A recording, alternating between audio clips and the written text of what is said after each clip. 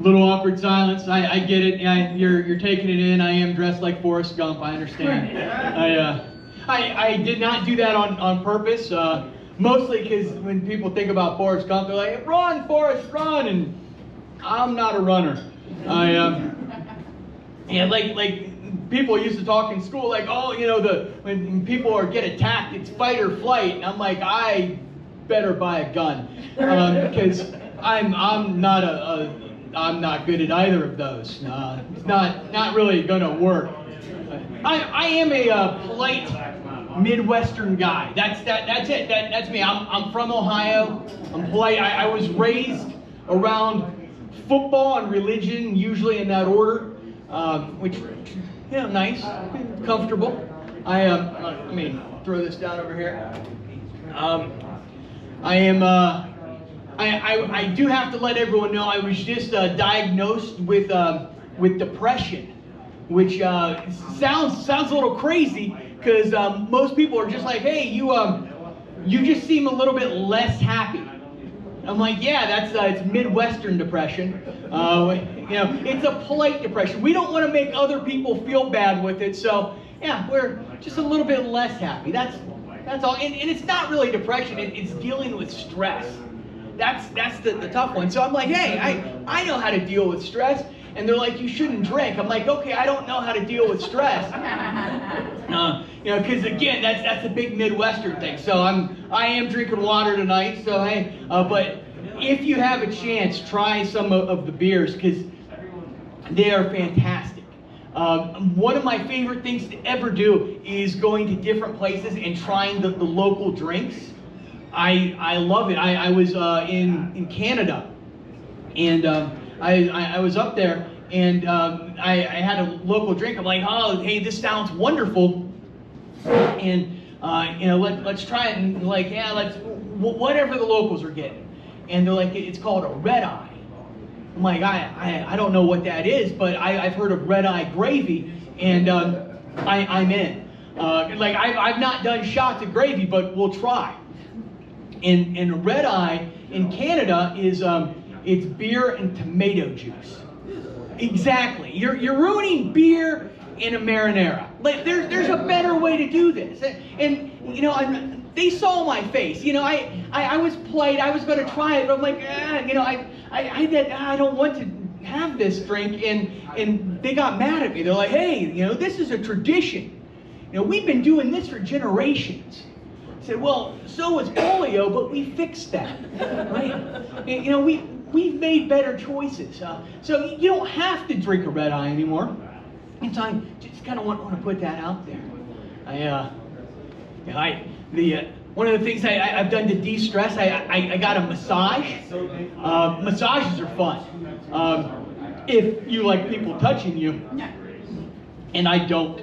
But I went into it like, "Hey, this is a medical procedure," and I'm going in with that mindset. I've had sports rub down before. I'm like I can do this, and I went into the massage, and I laid there, and I've got a lot of stress in my shoulders and neck, and the lady comes in, and she starts working my shoulders and my neck, and blood starts flowing, and blood starts flowing, and I'm very relaxed. I'm too relaxed at this point because the lady says, "Turn over," and I said no. I said, if I turn over, I am not going to be relaxed, and there might be a police report because I don't know if I'm allowed to have that kind of blood flow around somebody that's not my wife, and she would probably hurt someone. So massages are out. Can't do massages. So they're like, "Hey, you should try therapy. It's just as relaxing as a massage," which scares me because I don't want to tell the therapist I've got a polite erection. And that's a bit much, and I'm not crazy about it. So I've been focusing on the important things, really. And the important things like my family. I've got a beautiful wife, We've got a very romantic marriage, and I'm gonna brag about that for a moment. There's flowers, there's chocolate. Yeah, I buy stuff for her too. And we've got wonderful kids. We've got step kids. I love them. If you are thinking about kids, get step kids because they cost half as much and it's easier to break the lease. They're mine now, according to the bill collectors. But I love them. And then we decided, hey, we should have our own. And as much as I love step kids, making your own so much better. I enjoyed the entire process. And the thing is, like, I was worried that we weren't going to have more kids. I was worried we couldn't. So, I looked into all like the fertility stuff. Like what happens if you want to have kids and you can't? And there's programs out there that help you have kids. Like if you need to, it's called welfare. Apparently you get on it and kids slide right out. I don't understand the science, but it works. That's what statistics say. That's how it happens. I did go to the doctor recently, and I realized I'm having a midlife crisis because my doctor is younger than me. And he's not a Doogie Howser. He's like a real doctor. And so he's telling me stuff that I don't want to hear because it's from somebody younger than me.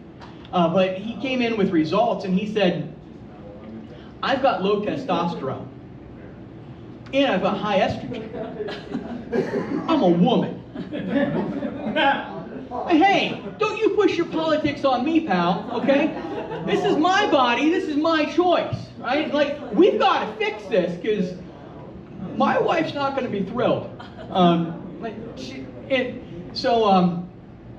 The doctor's like, hey, we can do this thing where you get injections and it'll help fix you. I'm like, this is going to be painful. I'm probably going to cry.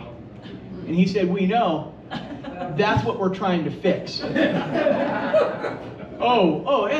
now, I don't want to come in here as a proud woman and listen to that kind of misogynistic remark, okay? Like, we already have to deal with the wage gap, okay? Like, I'm not going to put up with this. So, the doctor, he's like, hey, like, he's treating me. He leaves the room. I look at my chart, and I'm reading my chart that he hasn't. There's a word there I've never seen before, and frankly, I'm mad about it. The doctor comes back in, and I'm like, hey, this word in my chart, I've got an issue with. And what the word is, it's hypogonadism. Yeah, if you know how words work, they break down. Hypo means small, and gonadism means I'm pissed. Okay, hey, you've got to explain this up front. And the doctor's like, well, we don't like to bring that one out right away. I'm like, well, you wanted to wait until you were putting me on testosterone, something that makes me very angry, to bring up that I've got hypogonadism.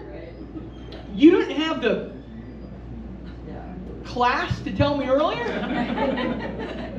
That's a bit much. That's a bad doctor right there. The doctor, he did recommend me do some different things food-wise to help with hormones, because what you eat really affects all your hormones, and I didn't know this. Like he said, you have to avoid fad diets because those are bad for your hormones. Like, and fad diets are just things that they repackage. Like, keto is very popular now, but it used to be called Atkins, and then before that it was called famine. That's a biblically based diet. It's really popular in third world countries, and I get it. That's why they come here, because we're leaving carbs on the table. I mean, I would cross a river for lasagna. I don't blame them. Okay, not that one. Gotcha. I will say I did not realize I was in a bad mood for years because I've got a bidet. And if you don't know what a bidet is, it's a thing you attach to your toilet, and water goes like that. It cleans you off, and it cheers you up. And the thing is, like, I didn't know that about bidets. But you can't have a bad day if you have a bidet. That's where the name comes from. I'm pretty sure it's Australian. Like, a bad day, bidet. And it just rolls off the tongue. You shouldn't go on that side, but it's just bad day, but yeah, it works. And the thing is, I got bidet as a gag gift on Christmas in 2019. And I was not going to use it. I'm like, nah, there's not a chance. I don't need water down there. And then 2020 happened. And I realized, hey, people are buying pallets full of toilet paper. I've got a solution. So I went in, I installed it. I'm pretty handy. I use that word, very importantly, not handsy. Learned the difference between those two in kindergarten when I described my dad. But I installed the bidet, and I forgot about it.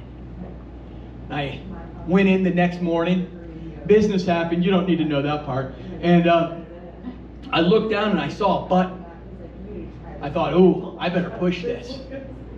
Now, I don't know what a PSI is, sir. Okay? But we had enough to lift me 3 feet in the air. All right? I pressed the button. I tasted water. I blacked out. My wife found me 20 minutes later in a Bellagio fountain of misery.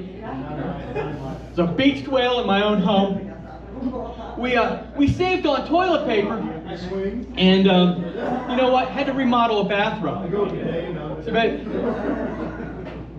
hey, back there. Good conversation, guys. We appreciate it.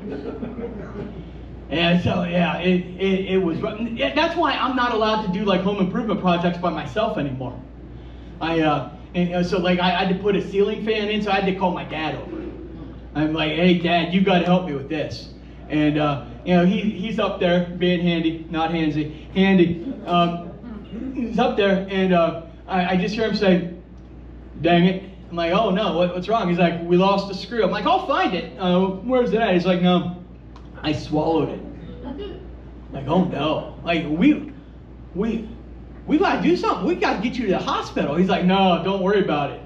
You got some coffee, you got a bidet, let's get some work done. Like, my dad he's 80 years old, he eats metal. That's the greatest generation right there. I've got a cousin my age can't handle bread, okay? We are going downhill. And the genetics with that are crazy, because you don't know what genetics are going to do, you know, because like most of the women, all the men in my family are bald. I've got good hair coverage. My mom's like, hey, you won the genetic lottery. I've got a third nipple. It's not Powerball, okay? Like, no one's turning this ticket in. This is a scratcher you leave in the drawer. It's a free entry at most, okay? This is not a winning ticket. And I'm scared about passing those genes on to my kid, you know, my son, you know, really artistic, you know, which he probably gets from me. But he's really heavy, which he definitely gets from me.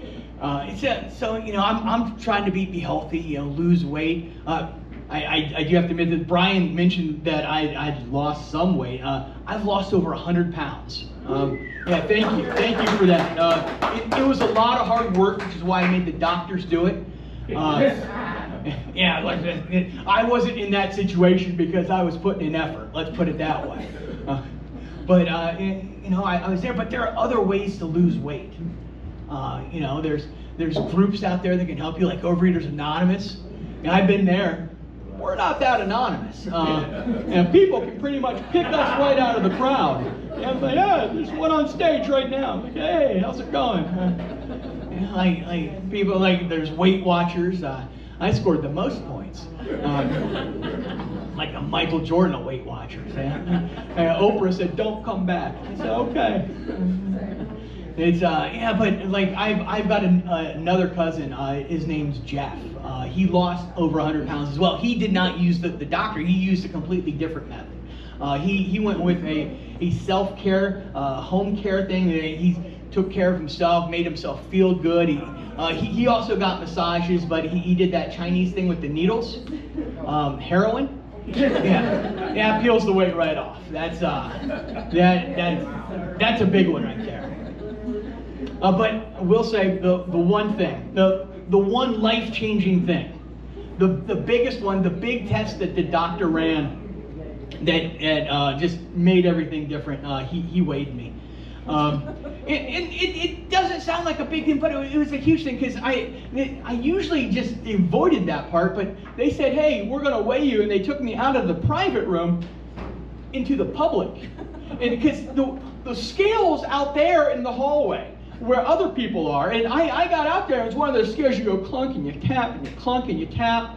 And I'm like, this is going to take all day. Let's start with most of it over here. And they're like, no. I'm like, oh, okay, let's go. And so we get up there, we're clunking, we're tapping. People are popping out of their rooms, looking out like, hey, what's going on out here? We're hearing lots of clunking and tapping. And it's like construction. I'm like, no, it's just me.